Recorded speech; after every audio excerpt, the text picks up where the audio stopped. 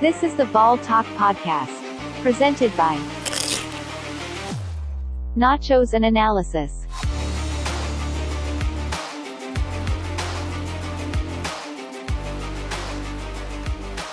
What's going on, Tiger fans? Today is Thursday, April 6th, and welcome to the 10th episode of the Ball Talk Podcast, presented by Nachos and Analysis. I'm your host, Drew Archer, and let's talk some ball. It was another big weekend for the Clemson softball team. They moved to 36-1, 12-0 in the Atlantic Coast Conference after sweeping Boston College last weekend. As I am recording this, they are about to start against Furman on Wednesday the 5th. So by the time this drops, we'll get into it with some schedule changes and everything because of weather, but by the time this episode drops, in about a 24-hour period, the Tigers will play 3 softball games. We'll get into that a little bit more, but right now they're on a 22-game win streak. It is the longest win streak in program history. So, big weekend for the Tigers on the softball diamond. Number 5, Clemson's going to host Florida State this weekend, and all eyes around the nation are going to be in Clemson, South Carolina at McWhorter Stadium. This is one of the biggest sports weekends, or weeks in general, on the calendar year. You just had March Madness wrap up. It wasn't necessarily the biggest Final Four, but then you had an excellent matchup in the women's tournament. You have the Masters going on this week. You got Clemson softball. Major League Baseball got going just a week or so ago. So a lot to pay attention to this week. Weather pending. Hopefully, for those of you that are big in the Masters and Clemson softball fans, weather's going to be a factor this weekend. They've already made some changes to the schedule, and by the time this is the downside of me recording on Wednesday when the schedule is just ever changing with baseball and softball. But by the time that anyone hears this, the Tigers will be in Game 2 against Florida State because they pushed a game up. So a lot to be thankful for in the sports world. Really looking forward to hopefully getting out to McWhorter Stadium, maybe paying Cagle's Corner a visit this weekend as the Tigers take on a top 10 opponent against Florida State. So big weekend coming up. The baseball team, they dropped their 3rd ACC series in a row. They got swept 3-0 against number 2 Wake Forest. And they were in all 3 of those games, 2 of which they really could have won and just could not piece it together there at the end to get a win out.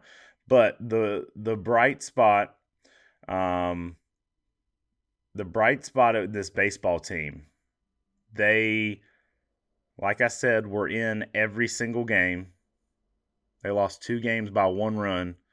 And this is the number 2 team in the country. So this team fought and had opportunities. Now, it's disappointing they didn't quite get there, but I think you're showing some signs of improvement. You're hanging in there with tougher competition. And then on Tuesday, the Tigers get a big win against number 17 Coastal Carolina. They run rule the Chanticleers.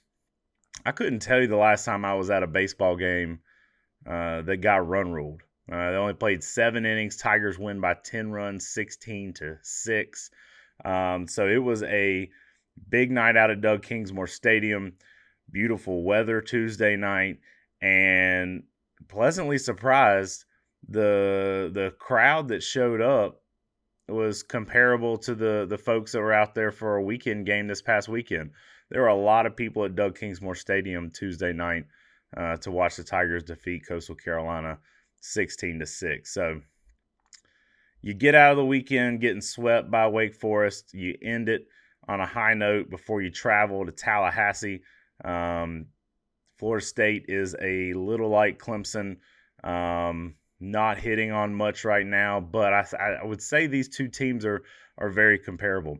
And I want to go back to I got distracted talking about how Clemson was in these games this weekend with Wake Forest. My main takeaway and something I'm really pleased with this baseball team is their ability to win these important midweek games. Over the last couple of years, the Tigers have dropped a lot of those midweek games that they should have won. And that was something early in Monty Lee's tenure that he was good at. Like, Clemson did not lose midweek games. And over the last couple of years, that started to slip a little bit. But since losing to USC Upstate a few days prior to the rivalry series with South Carolina, Clemson has not lost a midweek game. And 3 of those games were against really solid opponents. You got 2 games against College of Charleston. You won 1 at home, 1 on the road in a neutral site game in Columbia last week, and then beat number 17 Coastal Carolina. So that is a big bright spot that I think fans that might be getting frustrated with these losses that are kind of mounting. You're winning these midweek games, and for the most part, you're in a lot of these games in the weekend series, even if you're not winning them. Now, there's some outliers like that middle game there against Georgia Tech, where Georgia Tech was just hitting home runs like it was batting practice. But all things considered, we'll put wins and losses aside. The way this team is battling, the way this team is hanging in most of these games, I think that's something you got to like to see. So it wasn't the weekend the Tigers wanted out at Doug Kingsmore Stadium, but they get back in the win column before they hit the road to Tallahassee, and there's some bright spots there. All right, Clemson softball. The ladies get it done yet again. They moved to 12-0 in the Atlantic Coast Conference. They moved to 36-1 on the season. They sweep Boston College on the road and are hitting on all cylinders. They're hitting their stride. They're getting to the meat of this ACC schedule where it is going to get harder and harder. And this weekend is going to be a big test against a top 10 opponent in Florida State. But this team continues to string wins together. You win Friday night 8-4, Saturday 7-3, and Sunday. Sunday I forgot to put the final score in there. But you sweep the Eagles here, and big performances all 3 days. Friday, let's look at that game 1. Millie Thompson started in the circle. She pitched 5 innings. She also faced 18 batters, striking out 9 of them, while only allowing 2 hits and 1 walk. She improved to 11-0 on the season. Cagle had a 2-run homer out of center field, making it 5-2 in this game. This was the 5th consecutive game that Cagle hit a home run. Jacobson and Logaleo got on base with a walk and a single, respectively, to allow Vieira to send a 3-run homer out to left field for her 3rd home run of the season. So I feel like we spend a lot of time talking about Cagle. Then you got girls like Jacobson and Logaleo, Millie Thompson in the circle on days that Valerie is not starting. And you got a solid team here that no matter who is at the plate, no matter who's in the circle, you don't have to worry about this team. They are there for business. They're having fun while they're doing it, and they just keeping it going. And this team kept it going Saturday with a 7-3 win. Boston College took the lead in the bottom of the 2nd inning after Clemson had 3 errors. The Eagles capitalized on all 3 to make it a 3-2 game after the 2nd inning. Clemson then went on to tie it up in the top of the 5th after Clark led off the inning with a double off the left field wall. Cagle brought her home with a single that went out to shallow right center. Clark sent the first pitch of her at bat in this game in the sixth out to right center for her 9th home run of the season. That made the score 6-3. The Tigers went on to plate one more for that final score of 7-3. Then on Sunday, before I get to Sunday, Reagan Spencer was started in the circle and pitched 2 innings. She was replaced in the bottom of the third by Cagle, who pitched the final 5 innings. Cagle had 3 strikeouts to move to 17-1 on the season, and this was her 70th career victory. Sunday, Mecklish and Davenport, the 2 grad transfers, led the Tigers to secure the sweep of Boston College. They each had 2 hits and 3 RBIs to lead Clemson past Boston College 8-0 in 5 innings to improve to 36-1. So that's your score there, even though I left it off my header there. So 8-0 run rule on Sunday. Cagle also started this game. She pitched 5 innings, 4 strikeouts, giving her 71st win. She only allowed 1 hit, didn't give up a walk after facing 17 batters. She also moved her career count to 71, as we said, with 25 solo shutouts. I'll say that again for you. 25 solo shutouts. While we're talking about our weekend highlights, Valerie Cagle was crowned the ACC Pitcher of the Week. This is a 3rd consecutive week that Cagle's earned a weekly honor from the ACC. She had Co-Player of the Week last week, and then the week prior, Pitcher of the Week. I threw this out there on Twitter. We might as well just go ahead and name this Pitcher of the Week honor after Valerie Cagle. She's just going to keep winning it. Don't worry about holding off and sending these awards out through the mail and worrying about if they get lost and that kind of stuff. Just go ahead and name it after Valerie Cagle. Put every honor for the rest of the season in the mail. Send it to Clemson, South Carolina. The folks there at the athletic department will make sure she gets it. So big weekend for the Tigers, big weekend for Valerie Cagle. And if we're talking about big weekends, we got a monster weekend coming up this weekend at McWhorter Stadium. We mentioned at the top the weather. It always seems like I always get excited for the Masters, and just about every softball weekend series, I get excited, get my hopes up. I have time available to go to some of these games that I wouldn't ordinarily get to go to, and then Mother Nature ruins it. I'm fortunate enough to have Friday and Monday off work. Was looking forward to maybe going out and spending the day, but who knows? I don't know what the weather's going to do. They've preemptively made a change. The Tigers and Seminoles will play 2 games on Thursday and 1 game on Friday as of now. Could change, weather pending, that sort of thing. So game 1 of the doubleheader will be Thursday at 3 o'clock. So by the time you're listening to this, the game for that game will have already been finished, and they will be on game 2, which is scheduled to start at 6 p.m. on ACC Network. So hopefully when you're listening to me preview this series, you already know that the Tigers have won this series. They have the chance to win this series by the time you're listening to this tonight, Thursday, the 6th. They'll wrap up the series at 7 o'clock. That'll be on ESPN2, so a big matchup. ESPN knows what kind of matchups happening in McWhorter Stadium. You got 2 top 10 teams, depending on which poll you look at. Clemson's 4 or 5, Florida State 6. This is going to be a huge, huge matchup. I was talking to some folks out at baseball this past week. I hadn't gone to look to see what's changed, but there are tickets going for these games upwards of $200 for this softball game. That's a lot of money to go see some softball. And like we've said before, you put a good product out there on the field, Clemson fans will go out and support. They will put their money where their mouth is. They'll be out there cheering and giving Clemson that home field advantage that McWhorter Stadium's been for them in just these 4 short years. So Florida State comes into town as a 6th-ranked team. They're 29-7 on the season, 8-1 in the ACC.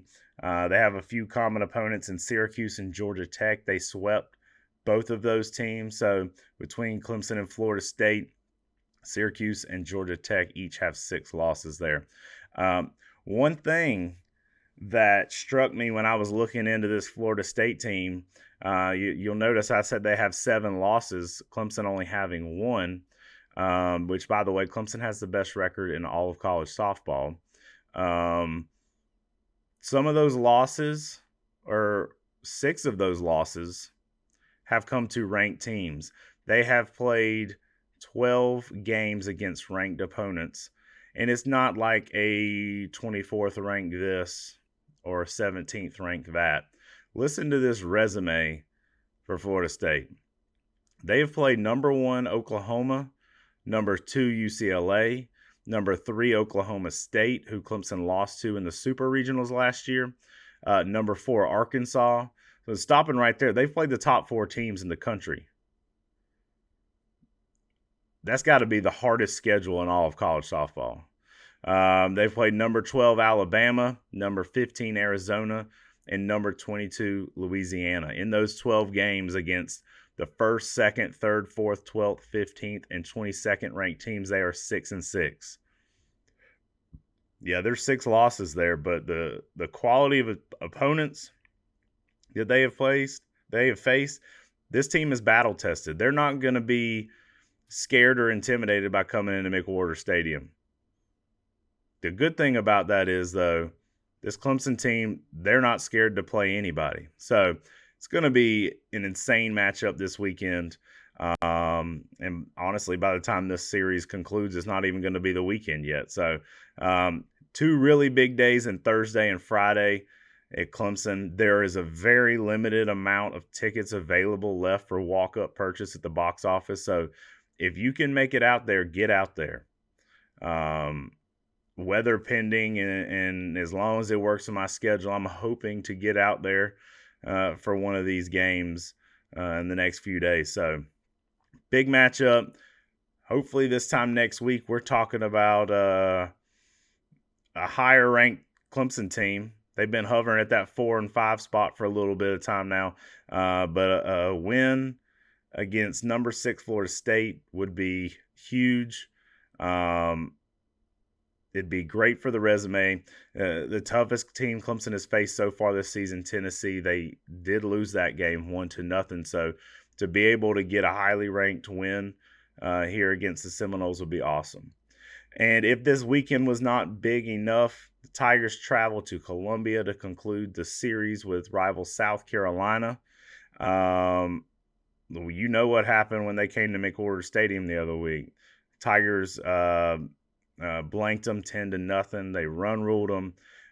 This weekend, Carolina is heading into a big weekend series with Alabama, 16th ranked Alabama, that is. Carolina is currently 26-9 before this weekend series. So big weekend for the softball team, an exciting weekend for the softball team. And yeah, really looking forward to it. This is probably the most excited I've been for a Clemson softball series. And you got to give credit to this team, to Coach Rittman. They have assembled a team of all-stars. It should be illegal what this team is doing. They're whooping people.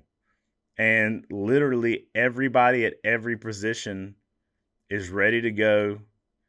I mean, you saw last week they had 3 consecutive errors. Did that faze them? No. They came back and won about 3 or 4 runs. So a huge weekend for Clemson softball. All right, poll of the week. I remembered to post one this week.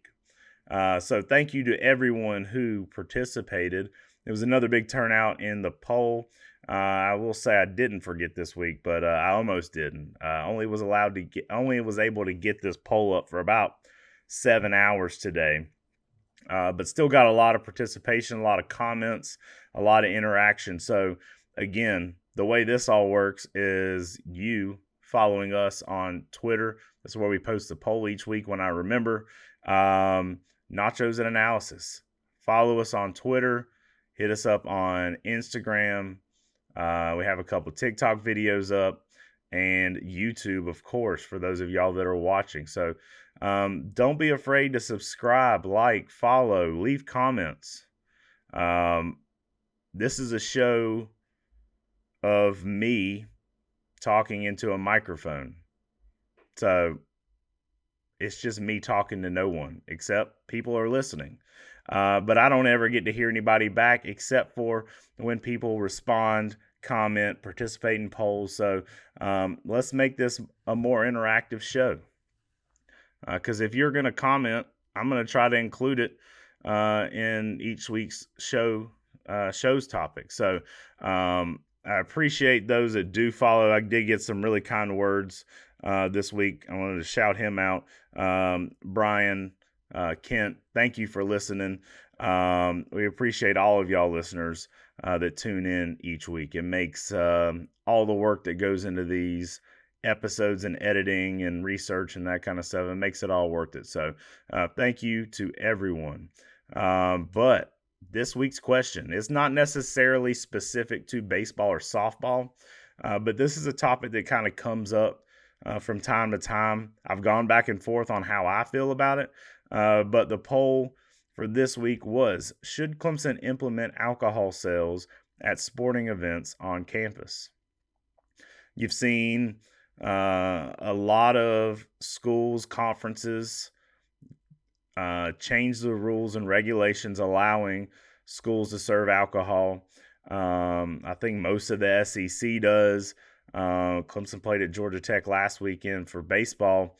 I know that they sell alcohol. That was, I think that might have been the first away game I'd been to. This was a couple years ago, but I think that was the first college baseball game that I ever went to that I could go up to a concession stand and buy a beer. So you see it. It's a lot more common now. Clemson has been one of those holdouts. Now, if you're one of those that are fortunate enough to sit in suites at various sporting events, whether that be in between that upper deck and lower deck in Memorial Stadium for football games or in the West End Zone, or the suites there at Little John Coliseum, or even out at Doug Kingsmore Stadium in the cheap seats or Cajun Cafe.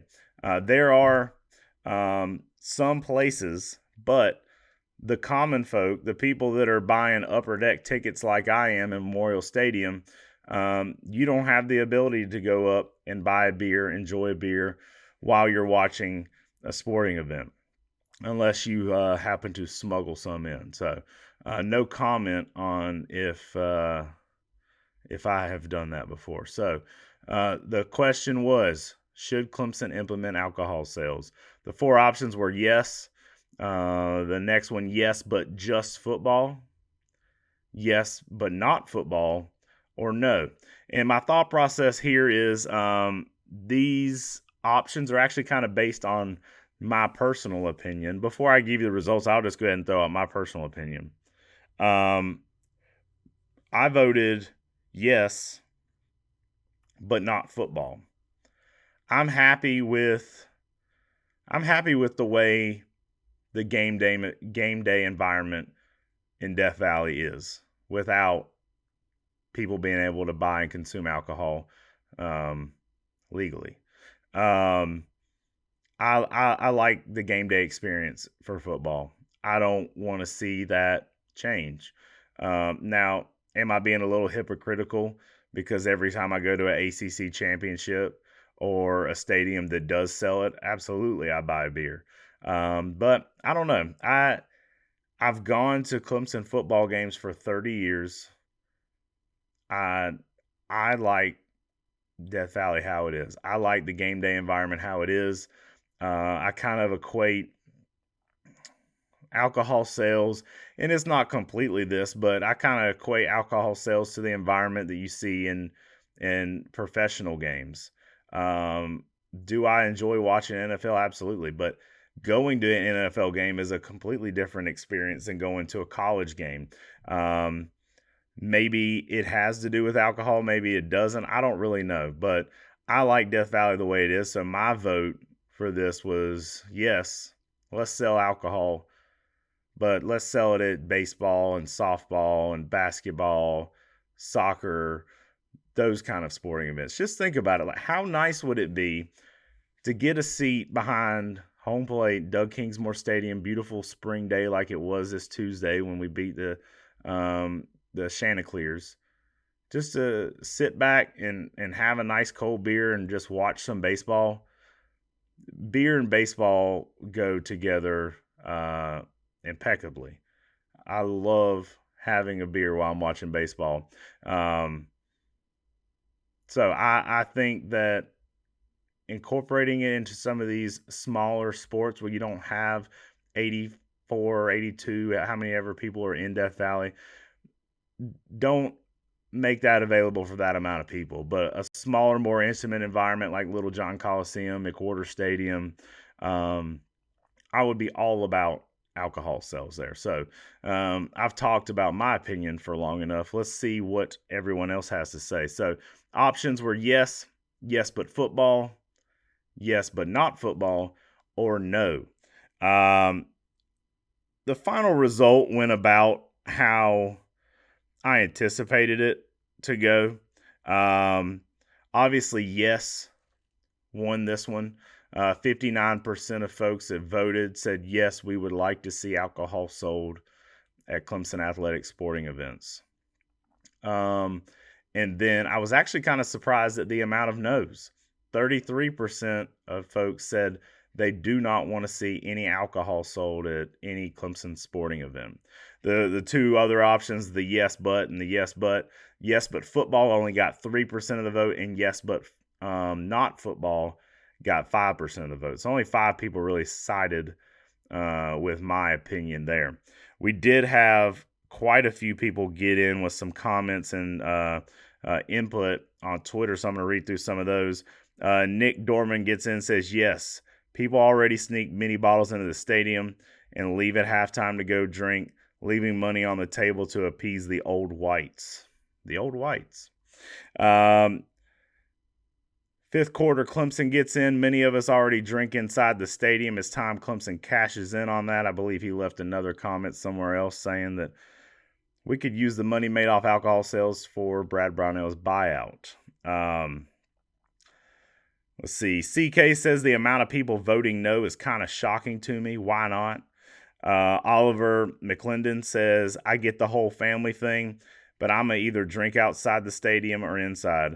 All this rule is going to change is how far I walk to get a beer and how much money Clemson makes off of it.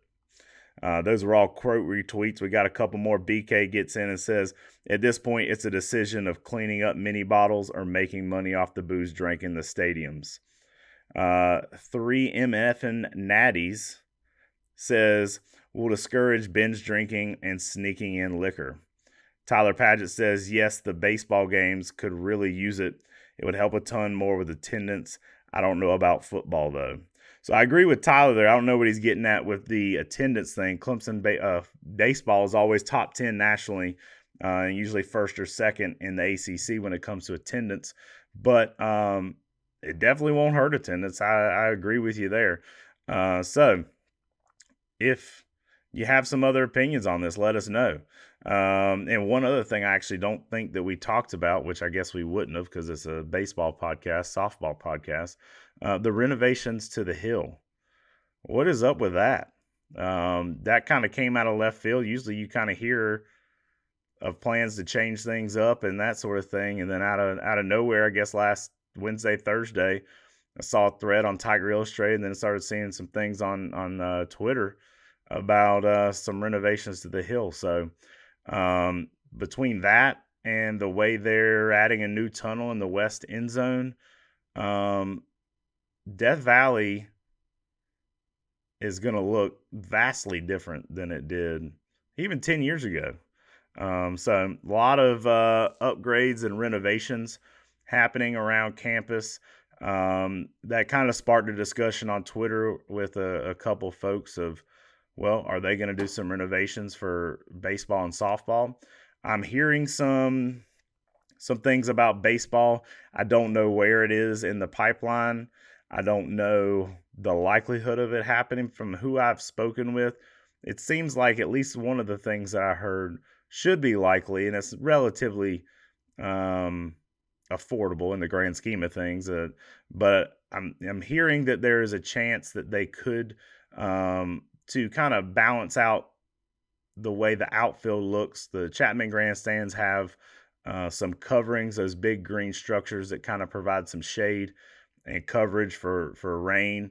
I'm hearing that they're likely or interested in possibly putting those out in right field as well, off to where Cajun Cafe cheap seats and some of that right center field seating is. So, and then Graham Neff's touched on it, I believe, a few months back, but I don't see it being too terribly far off into the future before they add some more seating in McWhorter Stadium. Now, they added a new berm in right field, but you're to the point now where you need more seating. There's almost, I don't know the breakdown, but it seems like there's just as many people standing in the outfield as there are sitting in the infield and along the first and third base line. So I would say it's probably not going to be too long before you see more done out there. So exciting things on campus.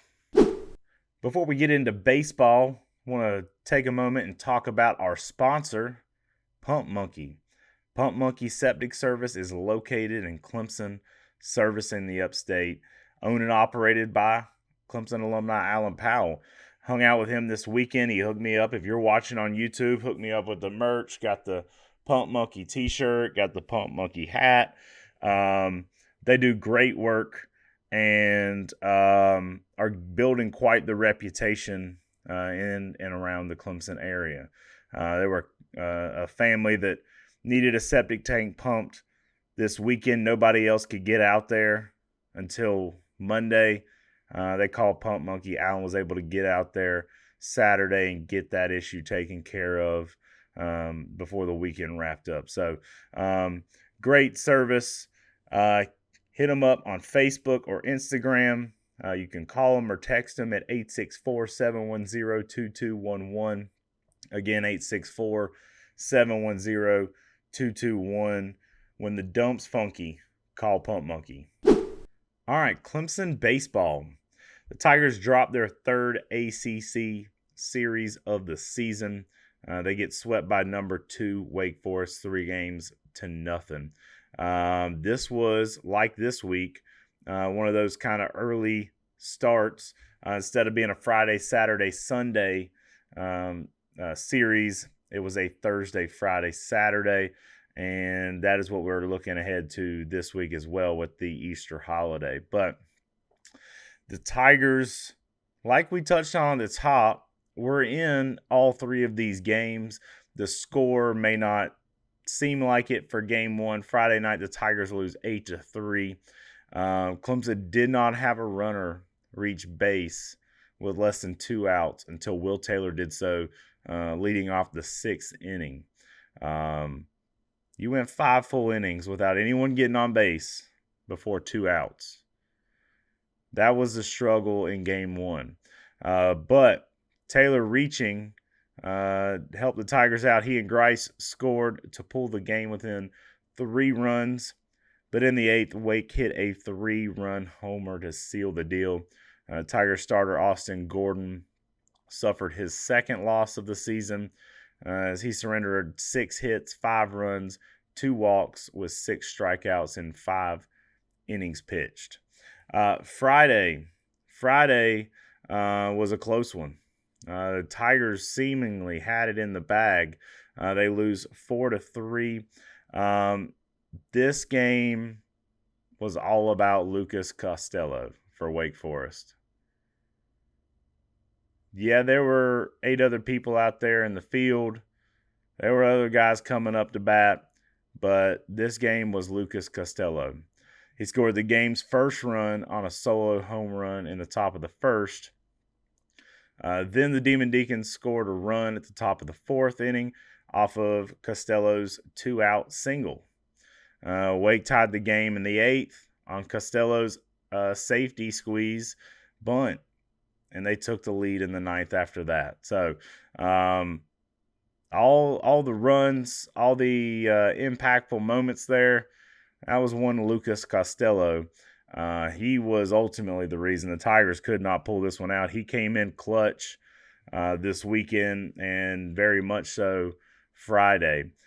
Jackson Lindley, who's 1-3 on the season, suffered the loss. Tiger reliever Nick Clayton matched his career high for innings pitched. He pitched 4 and 2/3 innings. Had 8 strikeouts, allowing just 3 hits and 1 walk. Also 1 run in there as well. So you got to like the last few times that we have seen Clayton this season. He has done really well in a cleanup role there.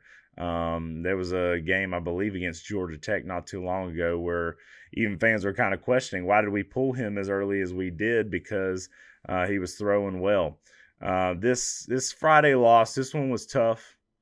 I got to Doug Kingsmore Stadium early on Saturday after all the storms passed through, and was cleaning up in the Cajun Cafe, getting some things set up, and just get out there a little early. I enjoy getting out there watching batting practice and relaxing and just enjoying the nice weather, which after all those storms came through, aside from the wind Saturday, it was beautiful. But got there early, was just hanging out, getting some things together, and Coach Leggett stops by, and you could just kind of see it on his face. It was almost like he felt like he owed me an explanation for what happened, because he was just like shaking his head. He's like, we had it in the bag. I don't know what happened. But yeah, that one was a tough one. The Tigers, between that and Saturday, these 2 1-run losses, the impact that 2 wins against a second-ranked Wake Forest team would do for this team right now. It'd be a huge boost in morale, boost in confidence. Like I touched on at the top, there, despite the losses, is a lot to be pleased with. They're in these games. Now, you can't keep losing these 1-run games. You got to get over the hump. And granted, this was a tough opponent here, but I think we've seen improvement with this team as this season has gone on. They're fighting. They're in almost every game that they play that they lose.